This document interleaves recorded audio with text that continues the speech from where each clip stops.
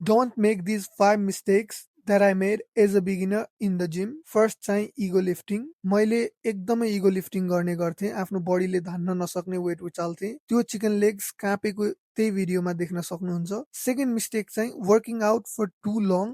2-3 घन्टाको workout sessions त्यो जरुरी नै छैन, 45 मिनटमा पनि राम्रो वर्कआउट गर्न सकिन्छ।